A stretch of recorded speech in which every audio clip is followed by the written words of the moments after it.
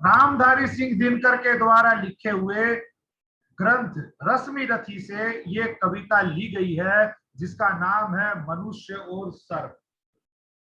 मनुष्य और सर्प। रामधारी सिंह दिनकर आधुनिक काल के कवि रहे और इनकी कई सारी रचनाएं जो वो हम लोगों ने अपने जीवन में पढ़ी है, और उसमें से खासकर ये जो है वो सबसे इनकी प्रसिद्ध रचनाओं में से रश्मिरथी है।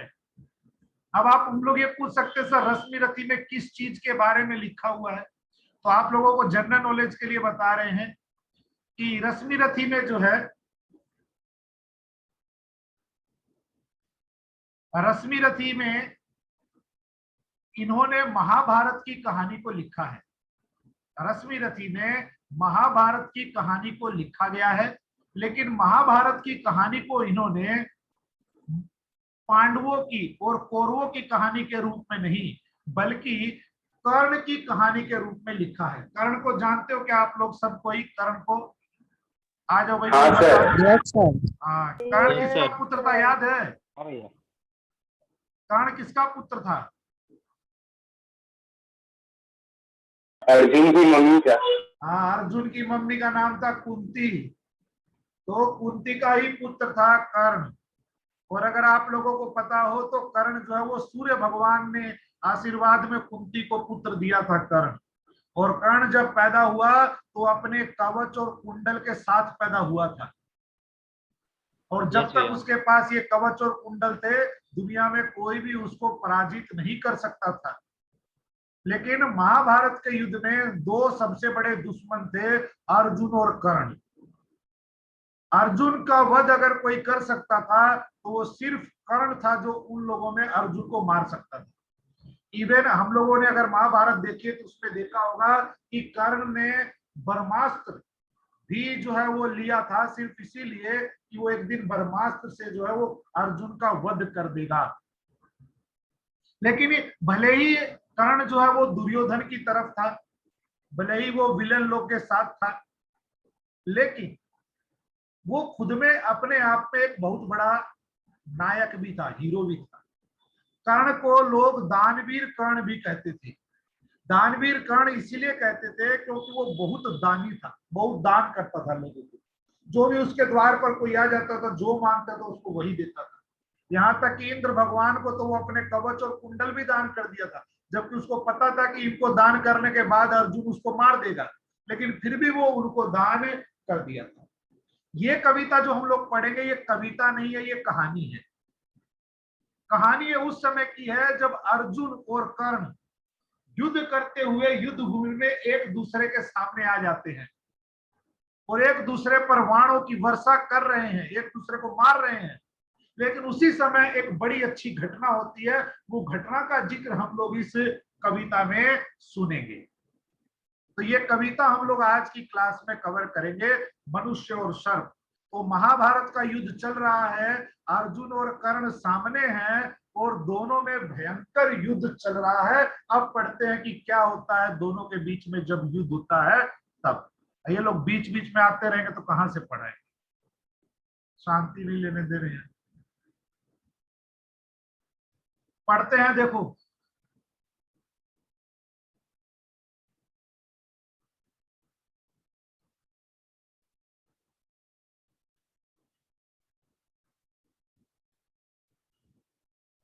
चल रहा महाभारत का रण, जल रहा धरित्री का सुहाग। मीनिंग देख लेते हैं। रण मतलब होता है युद्ध, और धरित्री मतलब होता है धरती। धरित्री मतलब हो जाएगा धरती। हर कोई अपनी बुक में मीनिंग लिख लेगा, तभी बाद में याद रहेगी। तो पहली लाइन लिखी हुई है कि महाभारत का युद्ध चल रहा था और धरती का सुहाग भी जल रहा था। पहला सवाल ये उठता है कि सर धरती का सुहाग कैसे जल रहा था? तो उसका उत्तर ये है, एग्जाम में भी आती है ये लाइन। एग्जाम में भी ये लाइन आती है और इसको जैसे हम बता रहे हैं आप लोगों को वैसे ही इसकी व्याख्या करनी है। आप लोगों को बताना है कि जब महाभारत का युद्ध चल रहा था तो उसमें कौरवों और पांडवों दोनों तरफ के सैनिक मारे जा रहे थे, लेकिन सैनिक भले कौरवों का मरे, भले पांडवों का मरे, लेकिन वो जो सैनिक था वो इसी धरती का पुत्र था, इसी धरती पर रहने वाला था, इसी धरती के अनाज को वो खा पी कर बड़ा हुआ था। तो जिस तरह हम लोग इस धरती की संतान है, वो सैनिक भी इस धरती के संतान थे। तो जब भी कौरवों या पांडवों का कोई सैनिक मरता था तो सबसे दुखी धरती माता ही होती थी, क्योंकि उसी का एक पुत्र युद्ध में मारा जा रहा था। तो महाभारत का युद्ध चल रहा था और धरती का सुहाग जल रहा था, मतलब धरती माता जो है वो रो रही थी अपने मरने वालों पुत्रों पर। फट कुरुक्षेत्र में खेल रही नर के भीतर की कुटिल आग। ये युद्ध कहां पर हो रहा था? कुरुक्षेत्र के मैदान में महाभारत का युद्ध चल रहा था। और ये जो लड़ रहे थे ये नर नहीं थे। नर मतलब होता है इंसान। ये इंसान नहीं थे, मनुष्य नहीं थे, बल्कि मनुष्य के अंदर जो पाप छुपे होते हैं, मनुष्य के अंदर लालच, लोभ, कामना, ये जो कुटिल चीजें, कुटिल मतलब बुरी चीजें, ये जो कुटिल चीजें छुपी होती हैं, बुरी चीजें छुपी होती है, यही मैदान में लड़ रही थी। महाभारत का युद्ध किस चीज के लिए हो रहा था आप लोगों को पता है? महाभारत का युद्ध जमीन के एक टुकड़े के लिए हो रहा था। पांडवों को अपनी जमीन चाहिए थी, कौरव उनको दे नहीं रहे थे, इसीलिए युद्ध हो रहा था। तो जमीन की लालच में ये पूरा युद्ध हो रहा था। तो ये जो युद्ध कर रहे थे ये इंसान नहीं, बल्कि इंसान के भीतर की जो बुरी भावनाएं हैं वही इस युद्ध को कर रही थी। तो दो लाइनें हुई, चल रहा महाभारत का रण, जल रहा धरती का सुहाग। महाभारत का युद्ध चल रहा था, धरती का सुहाग जल रहा था। और कुरुक्षेत्र में मनुष्य नहीं, बल्कि मनुष्य के अंदर की जो बुराइयां होती है उनका युद्ध वहां पर हो रहा था। वाजियों गजों की लोथों में गिर रहे मनुज के छिन्न अंग। वाजी मतलब होता है घोड़े, गज मतलब होता है हाथी। कहीं पर घोड़ों की लाश पड़ी हुई है और कहीं पर हाथियों की लाश पड़ी हुई है। बड़े बड़े घोड़े और बड़े बड़े हाथी उस पूरी युद्ध भूमि में मरे हुए पड़े थे। और उन हाथी और घोड़ों की लाशों के बीच में ही मनुष्य के छिन्न, छिन्न मतलब होता है कटे हुए, अंग मतलब तुम लोगों को पता ही होगा, अंग मतलब बॉडी पार्ट्स। और हाथियों और घोड़ों के बीच में ही मनुष्यों के शरीर के भाग भी कट कट कर पड़े हुए थे। चारों तरफ लाशें ही लाशें दिखाई दे रही थी। और साथ में क्या दिखाई दे रहा था? देखो चौथी लाइन में, बह रहा चतुष्पद और द्विपद का, रुधिर मिश्र हो एक संग। चतुष्पद मतलब होता है चार पांव वाला, चतुष्पद मतलब चार पांव वाला, चार पांव वाला मतलब जानवर। द्विपद मतलब होता है दो पैर वाला, दो पैर वाला मतलब मनुष्य। रुधिर, रुधिर मतलब होता है खून, ब्लड। मिश्र मतलब मिलकर, एक दूसरे में मिलकर। तो वहां पर इंसानों और जानवरों में कोई फर्क ही नहीं था। हाथियों की, घोड़ों की लाशें पड़ी हुई थी और उन लाशों के बीच में ही इंसानों के भी शरीर के भाग कट कट कर गिरे हुए थे। जानवरों का और इंसानों का खून एक साथ मिलकर वहां पर बह रहा था। इंसानों का कौन सा है, जानवरों का कौन सा है, ये भी पता नहीं चल रहा था। इस तरह ये चार लाइनें हो गई समाप्त। अगर किसी को कुछ पूछना है तो जल्दी। गतवर गहरे सुगर भूधर से लिए रक्त रंजित शरीर थे, जूझ रहे कौनते कर्ण क्षण क्षण करते गर्जन गंभीर। तो जहां महाभारत का युद्ध चल रहा था उसी महाभारत में दो महान योद्धा एक दूसरे से लड़ रहे थे। और वो लड़ने वाले दो योद्धा कौन थे? एक तरफ था अर्जुन और एक तरफ था कर्ण। कर्ण और अर्जुन में दोनों में एक ही जैसे गुण थे। क्या गुण थे दोनों में? ये रहे गुण, देखो दोनों ही गतवर थे। गतवर मतलब होता है तेज गति वाले, मतलब दोनों ही स्पीडी थे, तेज गति वाले। उसके अलावा दोनों गहरे थे। गहरे मतलब होता है बिल्कुल लाल शरीर। उसके अलावा दोनों सुघर थे। सुघर मतलब होता है सुंदर,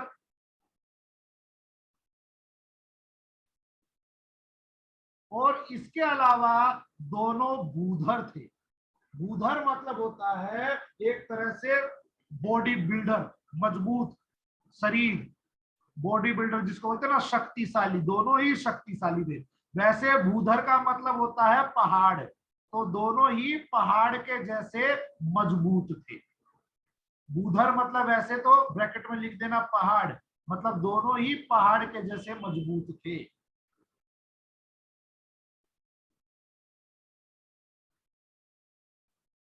गतवर गहरे सूदर भूधर लिए रक्त रंजित शरीर।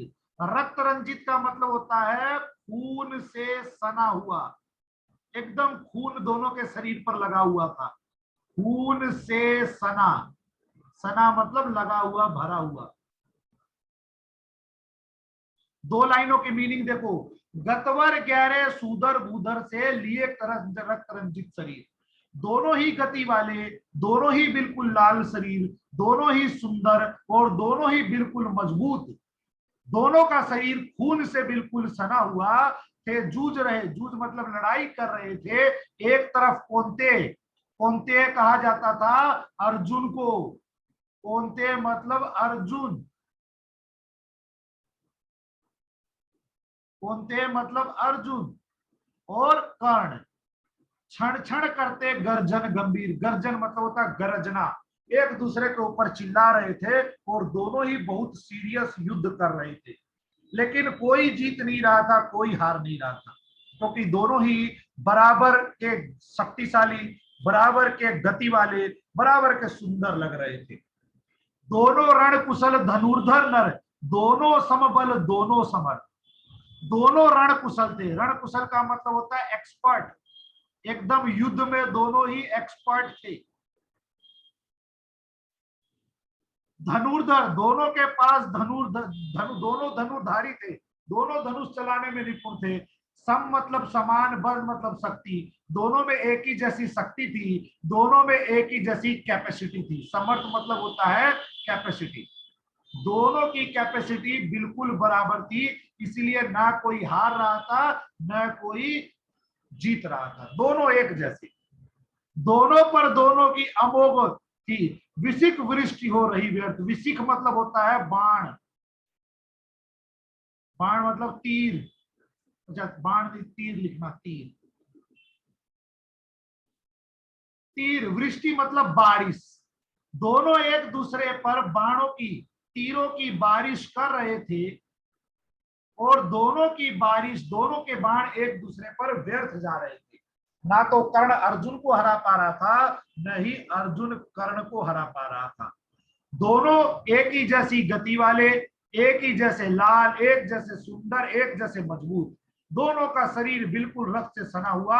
और कौनते और कर्ण मतलब अर्जुन और कर्ण दोनों युद्ध भूमि में भिड़ रहे थे, दोनों एक दूसरे पर गरज रहे थे, दोनों रण कुशल थे, दोनों के पास धनुष था, दोनों में एक समान बल था, दोनों में एक समान समर्थ था।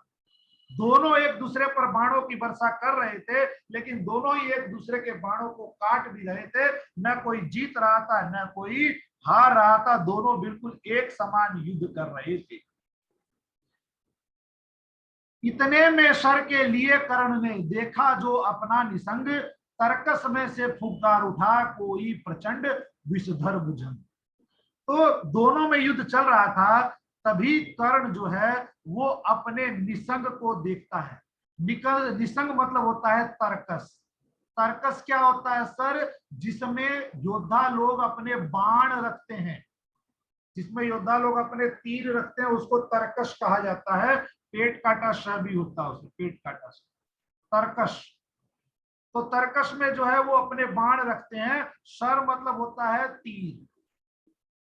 तो युद्ध चल रहा था, तभी अचानक कर्ण जो है तीर निकालने के लिए अपने तर्कस की तरफ देखता है। अपने तर्कस में ये नीचे लिखा हुआ है, ये तर्कस, अपने तर्कस की तरफ देखता है। तर्कस में से फुंकार उठा कोई प्रचंड विषधर भुजंग। लेकिन जैसे ही वो तर्कस में देखता है तो वहां पर एक भुजंग बैठा हुआ था। भुजंग मतलब होता है सांप। सांप भी कोई छोटा मोटा नहीं, बहुत ज्यादा जहरीला। प्रचंड मतलब बहुत अधिक, विषधर मतलब सांप भी होता है, जहरीला भी होता है। तो एक बहुत जहरीला सांप वहां पर फुंकार रहा था।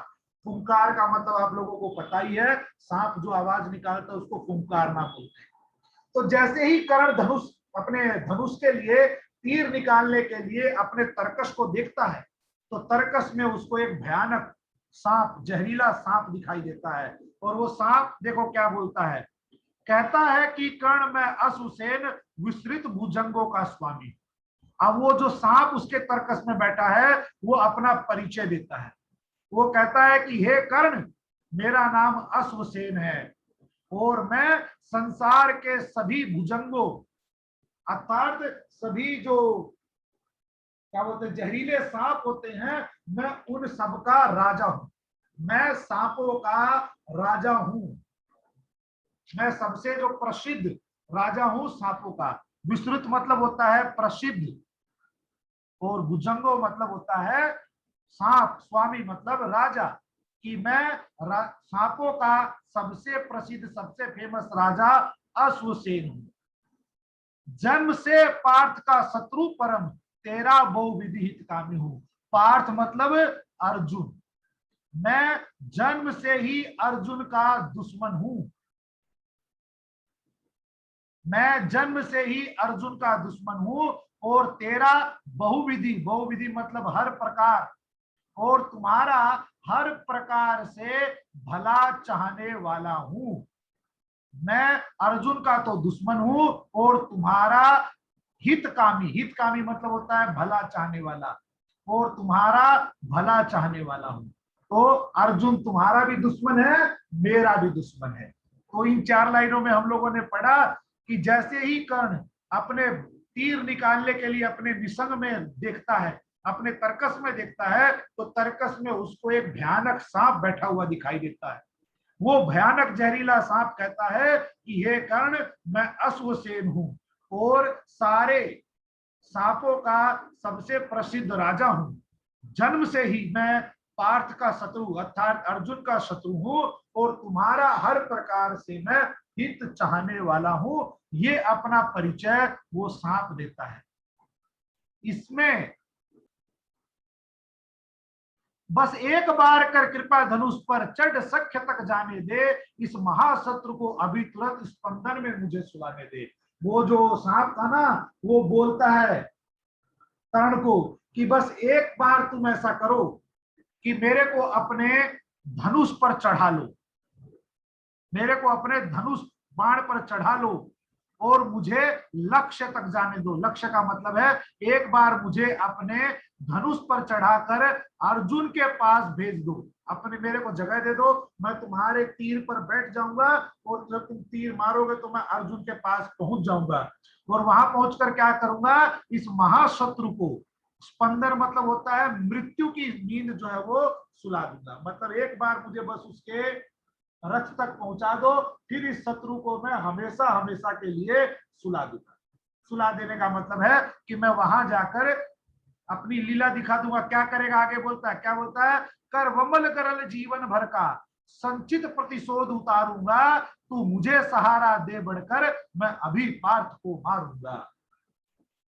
बोलता है कि बस तू एक बार मेरी हेल्प कर, कर वमन करल जीवन भर का, मतलब कि जीव में वमन मतलब होता है उल्टी करना, जो हम लोग बोलते हैं ना वॉमिट करना, उसको बोलते हैं वमन हिंदी में। गरल मतलब होता है जहर।